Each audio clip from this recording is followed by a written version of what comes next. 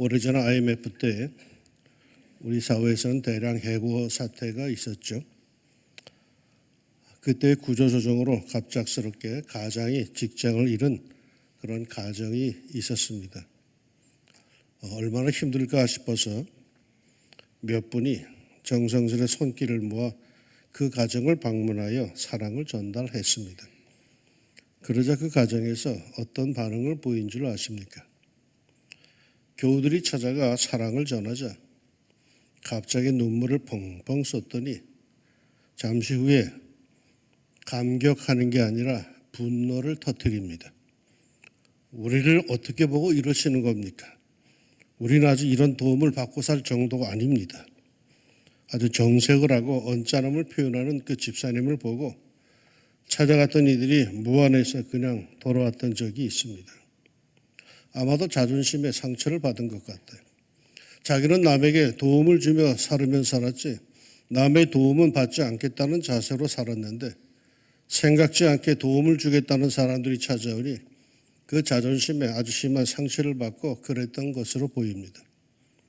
이 세상에는 이렇게 자기 혼자 꼿꼿하게 서서 살겠다는 사람들 참 많습니다. 결코 허리를 굽히지 않고 꼿꼿하게 서서 우아하게 살겠다는 사람들 많습니다. 남의 도움을 받는다는 것은 부끄러운 일이라 여기고 사는 분들이 참 많습니다. 그런데 말이죠. 성경은 뭐라고 하는지 아십니까? 로마서 13장 8절에 피차 사랑의 빚 외에는 아무에게든지 아무 빚도 지지 말라. 이 말씀은 뒤집어 보면 사랑의 빚은 지라고 하시는 겁니다. 남에게 신세 안 지고 혼자 고고하게 사는 게 능사가 아닙니다. 때로는 사랑의 빚을 지세요. 때로는 언제나 꼿꼿하게 서 있으려고 애쓰지 말고 허리를 좀 숙이고 사세요. 앓는 소리도 좀 하고 아쉬운 소리도 좀 내면서 서로가 서로를 긍휼히 여길 줄 아는 그런 삶을 사세요. 그게 서로 사랑의 빚을 지는 겁니다. 늘 건강해 보이는 사람은 사랑받지 못하죠. 늘 부유해 보이는 사람도 사랑받지 못하죠. 늘 다 아는 것처럼 말하는 사람도 그거 사랑받지 못합니다. 늘 충만한 듯이 말하는 사람도 역시 사랑받지 못하죠. 때로는 자신의 약함을 드러내 보이세요. 그거는 부끄러움이 아닙니다. 그건 사랑을 받을 수 있는 그릇입니다. 사도 바울도 치유되지 않는 자신의 육체의 가시 때문에 괴로워하다가 마침내 이런 고백을 한 적이 있습니다. 나에게 이르시기를 내 은혜가 네게 족하도다.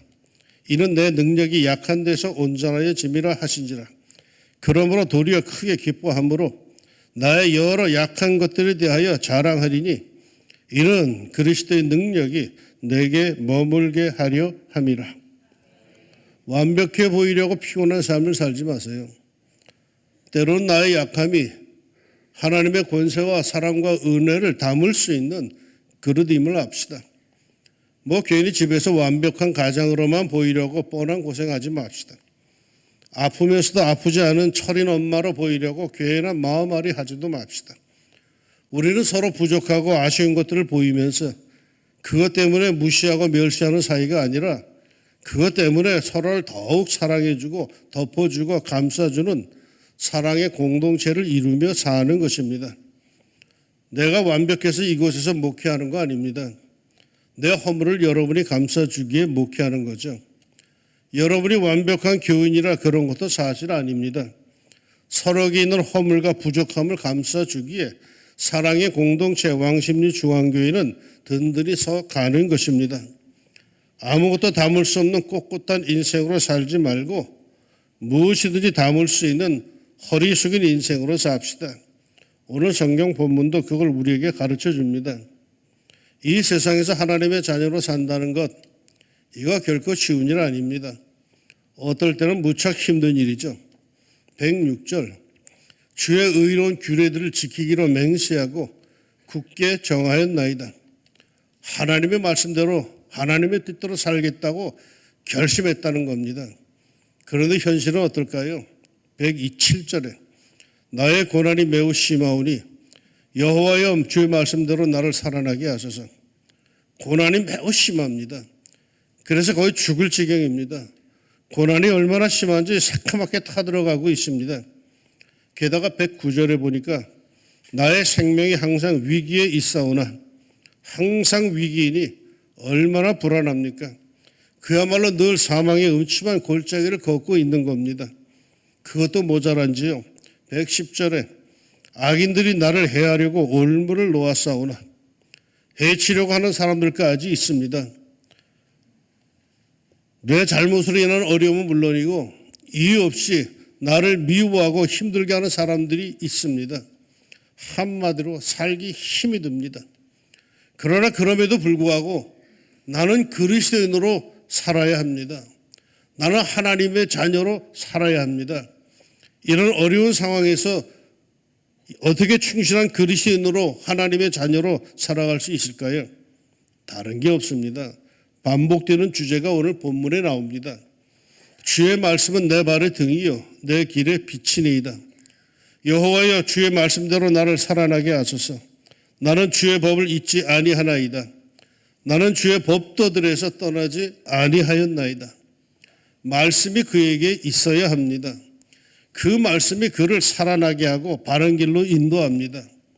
이 세상에서 가장 불행한 사람은 돈이 없는 사람 아닙니다.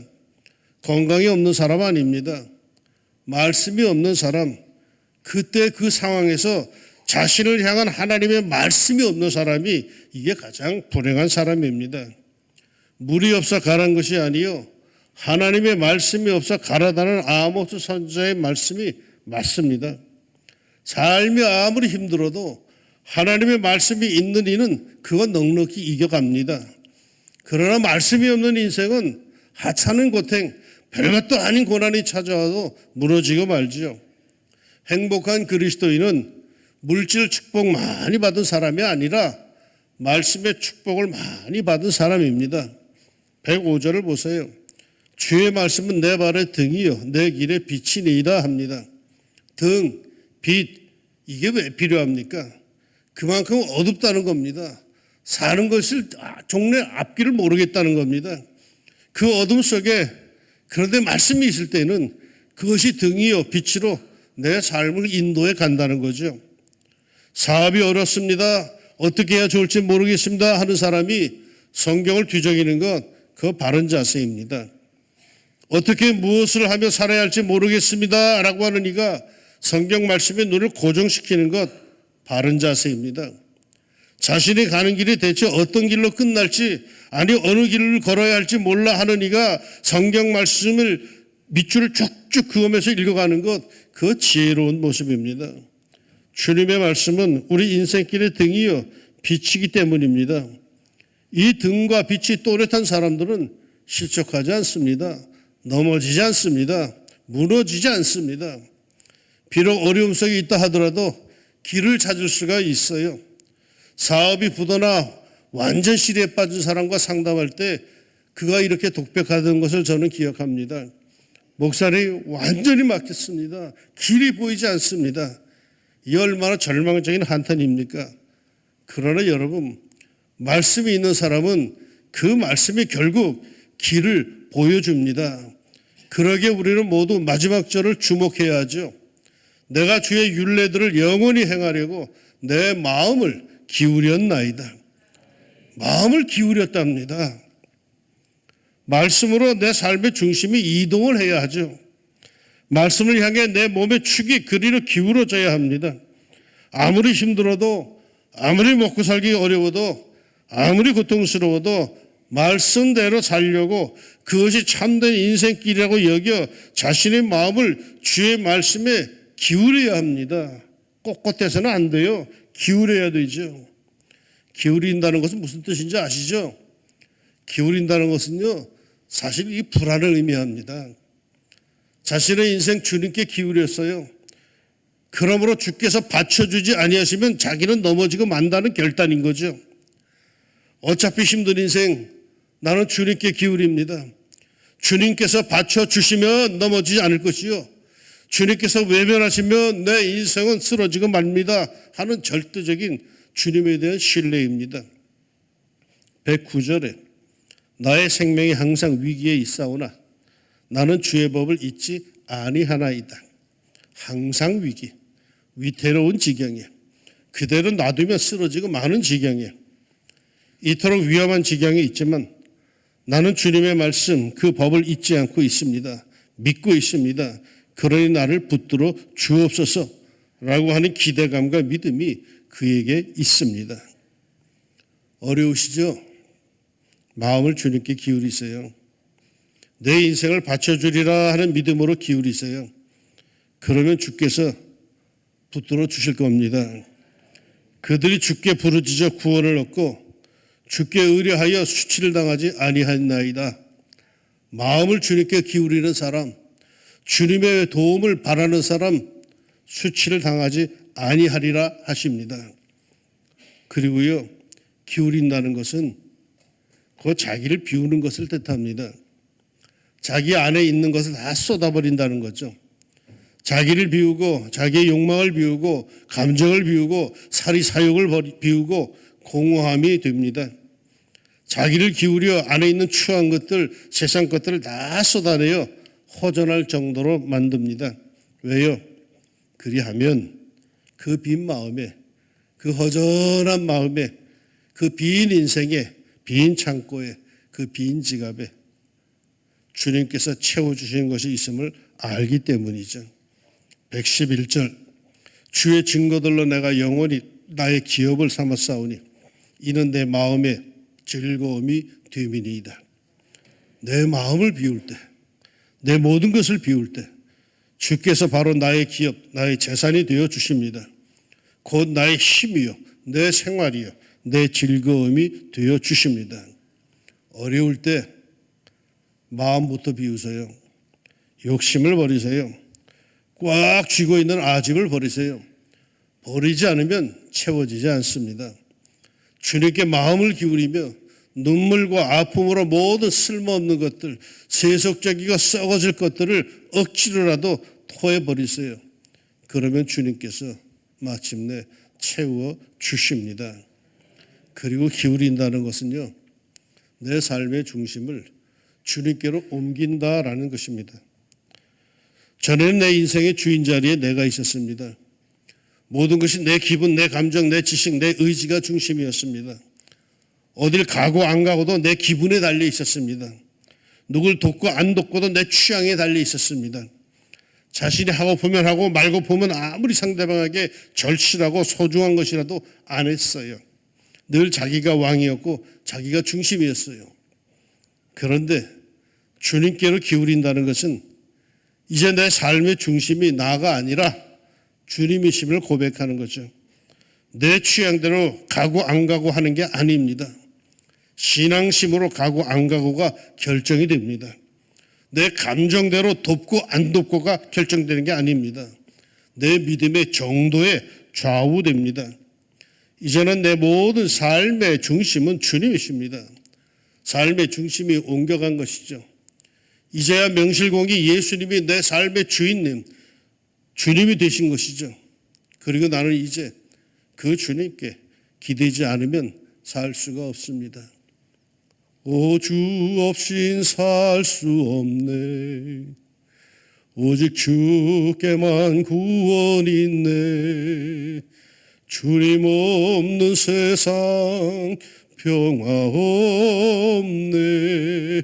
오, 주 없인 살 수 없네. 여전히 내 삶의 왕자에 자신이 앉아 있는 사람은 이 찬송 이해 못합니다. 그러나 주님께 삶의 주인 자리를 내어드린 사람은 이 찬송 9절 9절이 은혜 덩어리입니다. 우리가 발을 딛고 사는 이 지구는 사실 똑바로 서 있는 거 아니죠. 우리가 학교에서 다 배웠듯이 지구는 23.5도 기우뚱 기울어져 있습니다. 자기는 뭐 절대로 기울지 않는다고 큰소리치지만 우리가 발을 딛고 사는 이 지구 자체가 기울어져 있습니다. 우리는 모두 이미 기울어진 영성으로 살아가고 있는 셈이죠. 그것을 말해주는 것이 재미있게도 한문이라고 합니다. 한문의 사람 인자는 두 사람이 서로 기대어 있는 모습이죠. 각각 기울어져 쓰러지기 직전인데 서로가 서로를 받쳐주고 지탱해주는 모습이죠. 우린 서로에게 기울어져 있습니다. 서로를 의지하지 않고는 못 삽니다. 서로를 돕지 않고는 못 삽니다. 서로의 허물을 보고 웃지 마세요. 서로의 부족함을 보고 비웃지 마세요. 그게 서로를 긍휼히 여기게 하는 축복인 겁니다. 우리 교회는요, 담임 목사와 함께하는 중보기도 사역자들이 있습니다. 누가 누군지 서로 잘 모릅니다.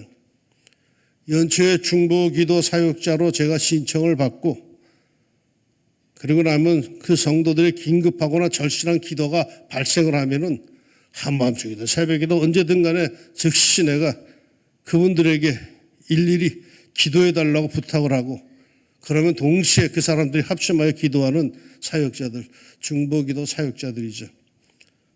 몇 명인지 아십니까? 이거 자발적으로 한 건데 우리 교회 교인들이 딱 10%예요. 50명가량 돼요. 하나님께서 야 11조를 해야지 그러신 것 같아요. 10분의 1은 성도들 위해서 기도해야 되지 않니? 라고 하신 것 같아요. 난 그분들의 이름을 공개하지 않습니다. 그러나 언제나 즉각 기도 부탁을 하면 기도하는 분들입니다. 그런데 이렇게 기도하고 나면요, 종종 이런 감사의 전화를 제가 받습니다.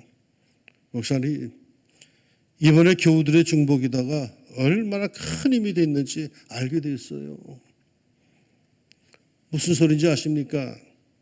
우리는 서로 기도해 주지 않고는 못 살아요. 서로가 서로의 부족과 허물을 덮어주며 위하여 기도해 주어야 하는 거죠. 그게 사랑의 빚을 지는 겁니다. 우리 서로에게 이미 기울어져 있기 때문이죠. 그뿐 아니죠. 자기 인생 자기 것이라고 자기가 책임질 것이라고 큰소리치지만 아니에요. 우리 인생은요 이미 하나님께 기울어져 있어요. 그러게 어려운 일을 당하면 자연스레 우리 입에서 튀어나오는 말이 아이고 하나님, 아이고 주여 라는 소리가 먼저 튀어나와요. 옛날엔 아이고 어머니 그랬죠. 근데 신앙생활 오래 하다 보니까 바뀌더라고. 아이고 하나님이 먼저 나오고 아이고 주님이 먼저 나오더라고요. 여러분 우리는 하나님께 마음을 기울여서 합니다. 그 하나님께서 무슨 말씀을 주실 겁니다. 그 말씀을 마음에 담고 그 말씀대로 살기 위해 우리 힘을 씁시다. 그래야 할 때 우리 하나님께서 자기에게 기울어져 다가오는 사람들을 그대로 버려두지 않을 겁니다. 종종 영화나 드라마에서 보는 따뜻한 장면이 있죠. 사랑하는 사람들이 서로 어깨를 맞대거나 머리를 기울여 기대어 있는 모습이죠. 한쪽이 슬쩍 비켜서면 다른 한쪽은 그냥 그대로 꽈당 쓰러질 수밖에 없는 그런 모습이죠. 그러나 둘은 서로를 지탱해 주며 기대어 있습니다. 서로를 무한 신뢰, 사랑하는 그런 모습이죠. 이런 상태에서 말이 필요 없죠. 그저 서로를 신뢰하고 기대어 사는 모습입니다. 기울어진 영성으로 삽시다. 꼿꼿한 영성으로 자기 혼자 스스로 살다 가겠다고 하지 말고 서로를 필요하는 기울어진 영성으로 삽시다. 교회 오시면요, 장로님 보면은 장로님 안녕하세요 그러지 말듯 장로님 날 위해 기도해 주세요. 차라리 그렇게 인사를 하세요. 집사님을 보면은 집사님 나 위해 기도하고 있지 그렇게 기도하세요. 권사님 나 위해 기도해 주세요. 이거 부끄러운 거 아니에요. 목사님 기도해 주세요. 기대어 오세요. 그럼 제가 기도로 여러분을 지탱해 주겠습니다. 신앙생활하면서 교회 나오면서 한 번도 목사님께 목사님 기도해 주세요 한마디 안 하고 가는 사람도 꽤 있더라고. 그거 손해보는 거야. 그거 왜 그 힘을 안 쓰려고 그래. 여러분 지나가는 말로 기도 한번 툭 던지고 가지만 나는 그 부탁받으면 내내 그것이 해결될 때까지 난 마음의 짐이야. 기도할 때마다 그 집사님 어떻게 됐나? 그 집사님 이미 다 끝났는데 나한테 알려주지 않아서 이미 다 끝났는데도 나는 계속 그거 어떻게 된다? 그거 어떻게 된다? 그래서 어쩌다 물어보면 이미 다 끝났네요? 아이고 야속한 사람아. 근데 그게 정상이에요. 우린 서로 기울어져 있는 거예요. 서로 기도해 주세요 부탁하는 게 절대로 이건 부끄러운 거 아니에요. 그리고 평생토록 우리의 마음과 영혼 주님께 기울이면서 합시다. 왜 그런지 아시죠? 성경이 이렇게 약속하고 있어요. 그러나 여호와께서 기다리시나니 이는 너희에게 은혜를 베풀려 하시며 일어나시리니 이는 너희를 긍휼히 여기려 하심이라. 하나님이 기다리고 계신답니다. 이토록 기다리신 하나님께 마음을 기울입시다. 긍휼히 여기신 주님께 영혼을 기울입시다. 주님께서 받아주시고 지탱해 주시고 세워주실 겁니다. 주님께 삶의 중심, 그 마음을 기울이는 성도들 권능의 하나님께서 꼭 붙잡으시고 도와주시기를 예수님의 이름으로 축원합니다. 기도합시다. 우리는 혼자 살겠다고 꼿꼿하게 서서 살지요. 그런데 주님, 살다 보면 그게 다 손해인데 그것도 모르고 허리 조금만 숙이면 되는데 그걸 못 숙여서 버팅기다가 부러져 나가는 인생들이 참 많습니다. 하나님, 허리를 숙여 서로 기댈 수 있게 하여 주옵소서. 나는 목사님에게 기대고 나는 장로님에게 기대고 나는 집사님, 권사님에게 성도들에게 내 삶에 어려운 문제가 생길 때마다 기도해 주세요. 장로님, 부탁할 수 있는 기울여진 영성으로 나는 살게 하여 주시사 하나님께서 기뻐하시는 그러한 하나님께서 축복해 주시는 그런 사랑의 공동체를 이루며 살게 하여 주옵소서. 왜 왕심이 중앙교회까지 나오겠습니까? 다른 교회도 많은데 왜 여기까지 굳이 찾아 나와야 합니까? 여기에 내가 기울여져도 내가 기대어도 아무 말 없이 나를 붙여주고 나를 버텨주고 나의 기도를 들어주는 사람들이 있기 때문에 이곳까지 오는 것 아니겠습니까? 하나님, 우리는 주일날 만날 때마다 서로를 기대어 오는 사람들을 뿌리치지 않게 해주시고 서로에게 힘이 될 수 있는 저희 사랑의 공동체가 꼭 되게 하여 주옵소서. 하나님, 한 걸음 더 나아가 우리들의 모든 삶의 중심이 하나님께로 기울어지게 하여 주옵소서. 내 욕심과 내 생각과 내 감정에 기울어지지 않게 해주시고 하나님께 기울어져서 하나님 중심으로 주님의 기뻐하시는 일들을 먼저 찾아갈 수 있는 저희들 되게 하여 주시고 성경에 말씀하신 대로 여호와께서 기다리시나니 이는 너희에게 은혜를 베풀려 하심이고 일어나시리니 이는 너희를 긍휼히 여기려 하심이라는 이 말씀 그대로 기다리고 계시는 그 하나님께 나의 중심을 기울이게 하여 주시사 하나님께서 나를 붙잡아 주시고 하나님께서 나를 얼른 받아 주시고 내가 너를 도와주시 내가 아니면 누가 너를 돕겠냐 하나님의 은혜와 긍휼을 늘 누리면서 살 수 있는 저희들이 되게 하여 주옵소서. 오늘도 주님께 나와 예배하며 주님 바라봅니다. 주님 바라볼 모든 눈길들을 하나님 긍휼히 여겨 주시고 하나님의 눈동자 한가운데 꼭 머물게 하여 주옵소서. 예수님 이름으로 기도합니다. 아멘.